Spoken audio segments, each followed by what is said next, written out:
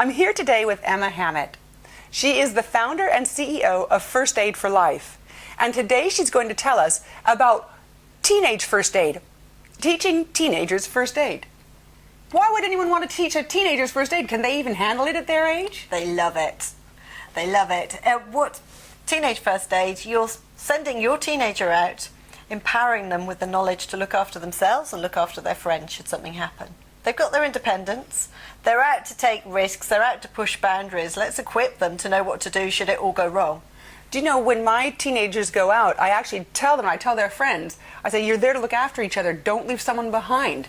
Don't leave somebody there. You've got to all stick together. That's what I always tell them, because I'm afraid they're going to separate out, and then there's no one to look after them. Absolutely. Even more if you start putting alcohol in the mix. So once you start bringing the alcohol in, it reduces their inhibitions. Boundaries get blurred. It makes them far more vulnerable. So in terms of empowering, I mean, when I was nursing, I used to work at St Thomas's, and we were the on-call hospital for all the New Year's Eve celebrations. Believe me, I have seen drunk teenagers at their worst.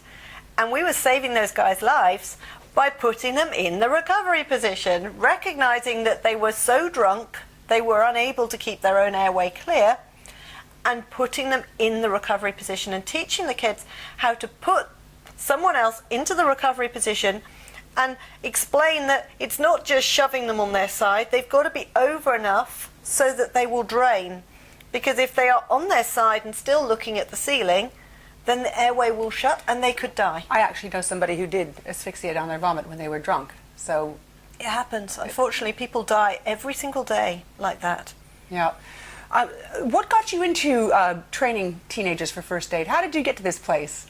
I've been doing it for a while now, but the reason I started was a bit of a lucky coincidence in a way. I was training a group of GPs, so a group of doctors, and one of the doctors was the mother of a lad who was just finishing his final exams, was about to go out with a whole group of friends and celebrate in Spain. Now, these lads were planning to celebrate in style, and the parents wanted them to be equipped and ready should something happen. They were going to be pushing boundaries out there. They're nice lads, but they were going to be testing the freedom. So she said, could you cover something that will cover the resuscitation, the recovery position, that will look at falls and head injuries and stabbings and whatever, but will also look at alcohol. You know, how do you know if you've had too much? How do you know if someone's approaching alcohol poisoning and getting in real problems with this? Drugs. They're around. We all think our children won't take them. Sadly, if it's not your child taking them, it could be somebody else's.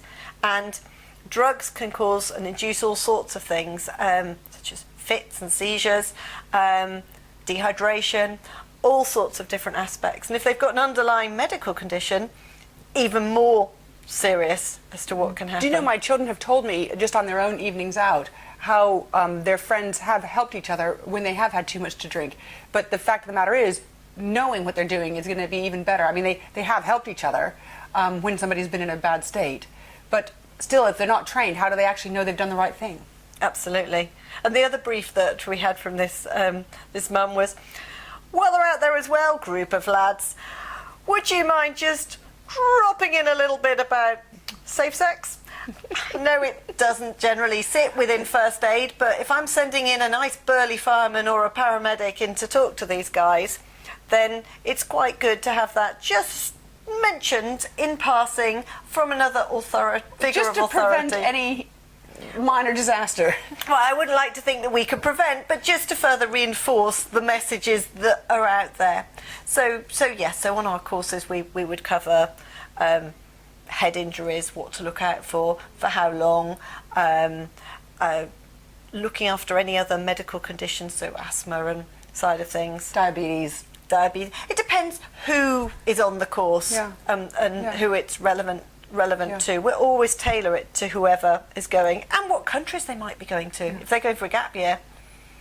Yeah, you know, I can think of all kinds of reasons why actually it would be helpful now I think about it. Babysitting. Absolutely. I'd feel better knowing my daughters who have been babysitting around town actually were trained and could help properly if one of their Really important. charges had a problem. Yep, UCAS love it. Yeah. If you want to be a medical student or go into the science side of things, UCAS particularly look for that, and very often it's asked that they come and do it. Duke of Edinburgh Award and the outward bound sides of things, Scout leadership, sports leadership, they all require first aid, voluntary jobs. The list is endless, and the teenagers really enjoy learning and learning in an environment where they can ask questions. And boy, do they pick it up quickly. Yeah. Emma, thank you so much for coming and talking to us about this. You can see a lovely article that Emma has written on my website, and you can click in through there to Emma's website, onlinefirstaid.com, where she also has an interactive series of videos if anybody needs to top up what they've learned about first aid. Thank you, Emma. Thank you.